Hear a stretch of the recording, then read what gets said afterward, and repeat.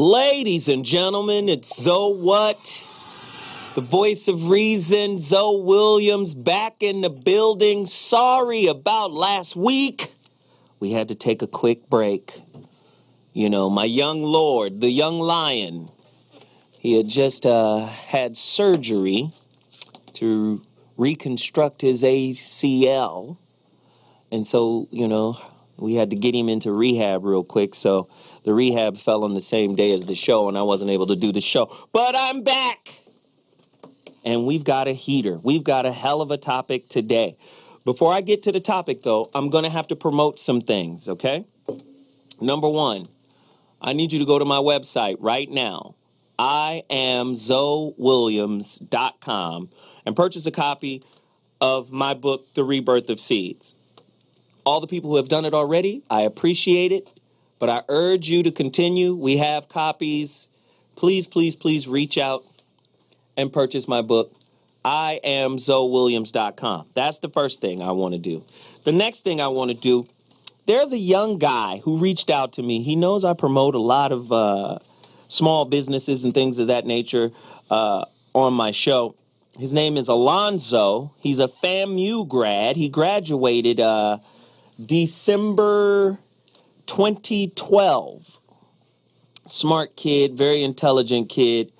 And he has a business that I think it's pretty interesting, DocRen. It is an innovative platform that brings college students together to buy and sell class notes and study guides for upcoming exams. On DocRen.com to experience of teachers, so that you're not cheating. So he's in league with the students and the teachers, and he's just providing a service with all of the best study guides, and I think it's incredible. And again, he says, what sets our company apart from our competitors is that we allow students to get the notes that they need instantly for their upcoming exam and pay later by selecting the Bill Me Later option during checkout. So he's trying to help kids study and be prepared and be ready to do this thing called life by setting up a business. And I'm really proud of him. He reached out to me. I said, hey, man, this is the kind of work I want to do. I want to empower kids, and he's doing it. His name is Alonzo Williams, no relation. He's of Miami. He's an entrepreneur and a recent graduate of Florida State University, fall 2012. DocRen.com. All right? So go out, support that brother. And the next thing I want is a thing that I've been promoting, right? This is what I want to do first before I bring in this person to help build the momentum for this movement. We have a video of it. I want to play the video right now. I keep telling you it's going to play a factor in today's show. So I want to play the video. It's 2 minutes long, but today's show is so heavy, we got to have the antidote before we take the poison, so we can survive the poison of this show. That's going to happen later. All right? So play the video, and we'll be right back with the author of this. Ladies and gentlemen, Zoe What Mornings, back in the building, the voice of reason here. Crazy video. I wanted you to see it. I wanted you to experience it, man, because it's that important for me not to let it go. See, when I get in it, you guys will hear me mention Krishnamurti all the time. I'll say, oh, that's my favorite philosopher. When I get enmeshed in something that is meaningful, it's very difficult for me to let it go. And this I call it a technology, a device. This Black Mastery thing, to me, is quite possibly one of the most important findings for Black people, I'd say, in the 21st century. I just got to be honest, because I've studied religion. I've studied religion since I was 17. And when I say I studied religion, I don't mean I went to Bible study. I don't mean that. I mean I studied it for real. Language, history, comparative studies, etymology. I studied the real thing. Theology, atheism. I studied it for real. So I understand how powerful, religion and culture has a hold on us. This lady has created something that can wipe that. And I think, man, it's just very powerful. Let me bring her in right now. Veronica Conway. I played the Black Mastery video because I think it's that important, you know.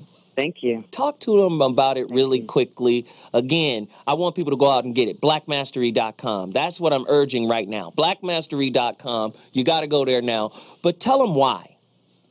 Thank you, Zoe. I appreciate you for the shout out and incarcerated. And I think that our incarceration really is mental at this point. It's mental and it's spiritual. And so we're not able to realize our God nature, our true nature, our most powerful selves, as long as we are subject to a bunch of limiting beliefs and inner conflicts. So I've been a student of this for well over 2 decades. And, you know, people would ask me, can you create something that I could just carry around in my back pocket that will transform my thinking? And so this is my answer. Wow. Wow. It's narrated by Iyanla Vanzant. Yes, it is. She's a friend of mine. She's a good friend of mine, yes. You introduced her to NeuroLinguistic Programming. Yes, This is a NeuroLinguistic program that speaks to your subconscious because all behavior has its origin in the subconscious mind. Yes, absolutely. You know, you literally the science on it is that you filter out most of your experience and you filter for what you believe. Wow. So let's say somebody tells you that you're ugly when you're a little girl. If you internalize that deeply at the subconscious level, you can have all kinds of experiences that demonstrate that you're pretty. But if you believe that you're ugly, you'll only collect evidence for that which you believe is true. So what we filter for is so paramount. And yet we've never taken a step back and looked at what we filter for, looked at what we believed and why we believe it. And there's so much power in unlocking this. Wow. Whatever the thinker thinks, the prover will prove. Amen. And I think a lot of people, that's another quote from a great author, Robert Anton Wilson, from his book Prometheus Rising. It starts there. Whatever the thinker thinks, the prover will prove. And if you're filtering bullshit, right? Oh, he said it another way, too. He says we have to remember that our belief system can be broken down to an acronym, BS. And he was like, please know when your belief system is BSing you. All right? That's right. So this tool, blackmastery.com, I'm urging you to, somebody brought it up too, confirmation bias. That's another one where, you know, we'll have a belief and we'll see something in the world and we'll go, see, it's true. Doesn't necessarily mean it's true. Confirmation bias. That's right. And so the thing that's powerful about this is that if you can go in and shift what you believe, which is what the Black Mastery program does, if you can shift where you're in conflict, if you can shift that at the subconscious level, which we do in 20-minute visualizations, then you can begin to shift your results without a bunch of effort. It will feel like magic. You'll just shift what you filter for. I let my assistant producer, his name is Chris. He does all the graphics. He checked it out. He was like, he called me. He was like, Zoe, man, oh, Manischewitz. He was like, it's a real deal experience. And it is. Yeah. It is. I wouldn't be, trust me, I wouldn't be on it if it wasn't. Everything has to be the Thriller album for me. Everything has to reach that level. Like, is it off the wall level? No. And if it's not, we can't do it. So with that said, please go out.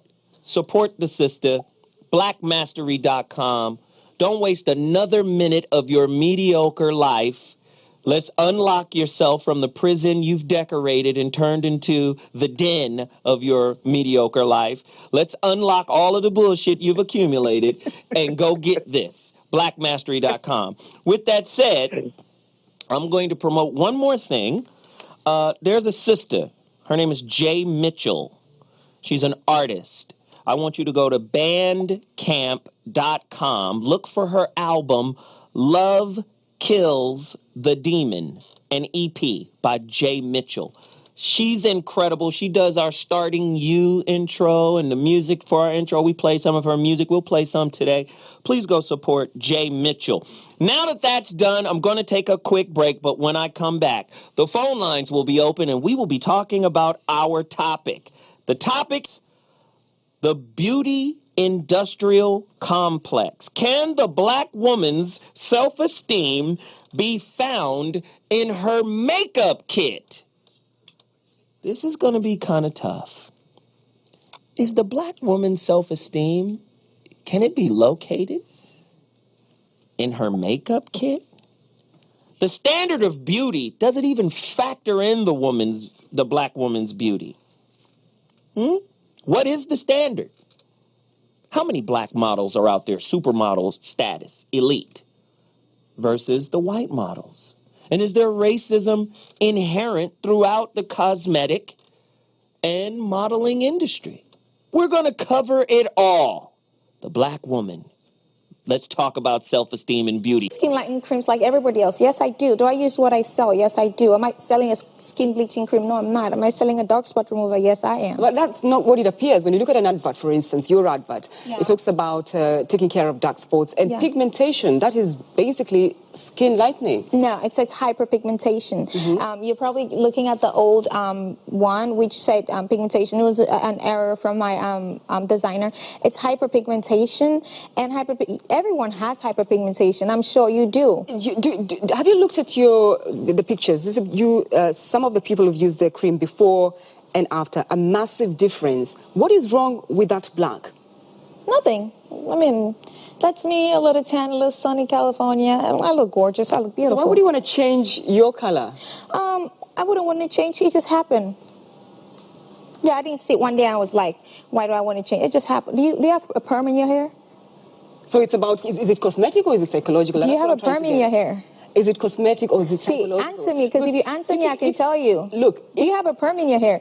The same reason why you perm your hair is the same reason why I chose to do what I do. I'm an adult. I can do everything that I want. So if you have young girls looking up to you today, would you tell them, look, do not feel comfortable in your skin as a black woman? Okay, my skin didn't change because I'm not comfortable. Do I look like somebody who's uncomfortable? Why did you change your skin? Do I look uncomfortable? No, I don't. And see, my role model is my aunt. My aunt is your skin color, right? Quite controversial. Controversial, Denzia. No, I'm not. I'm just being honest. It's reality where everyone is a hypocrite. Cause, because we have to leave it there, Denzia. Thank you for No, you can't tell me to leave it there when you perm your hair.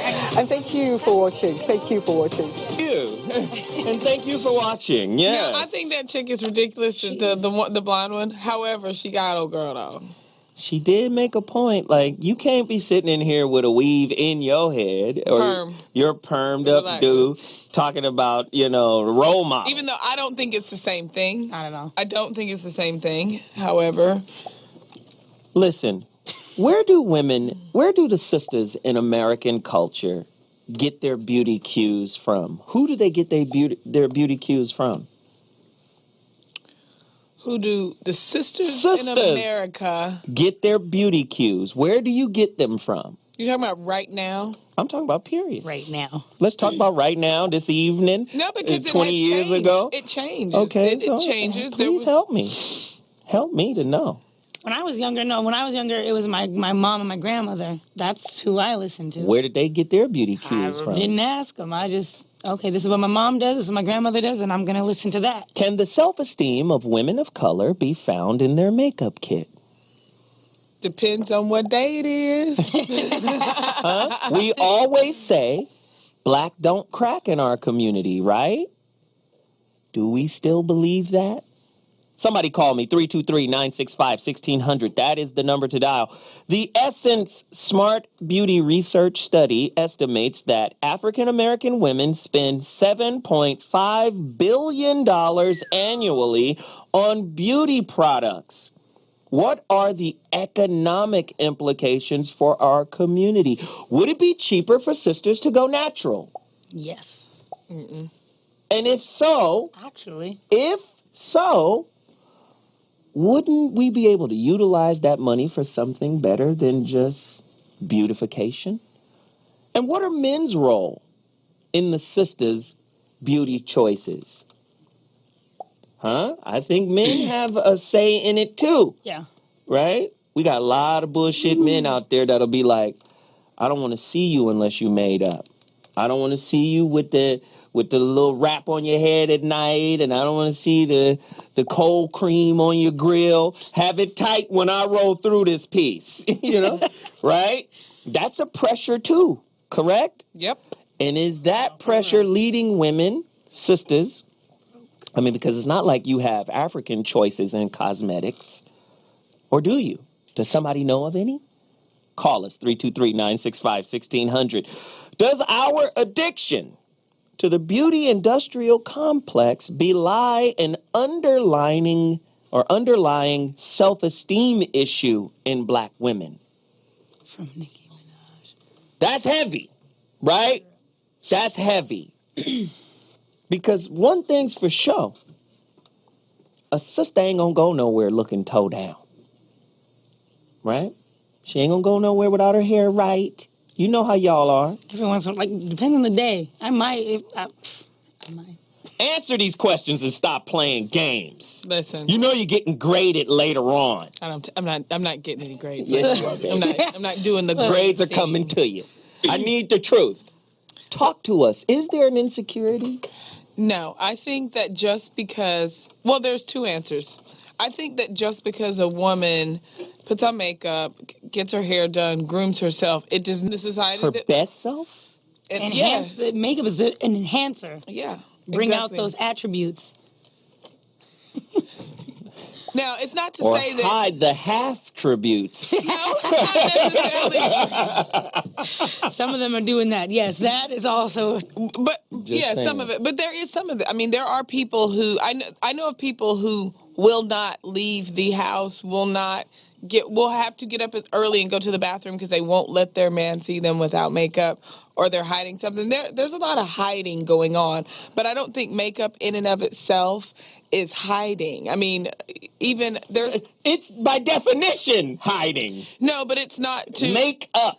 No, but it's cover up. No. It's meant to enhance up sometimes. For instance, if I put on mascara, it's not because I'm covering my eyes. It's because I'm bringing out. So if women believe in the fantasy for a relationship, they might as well believe in the fantasy of makeup too.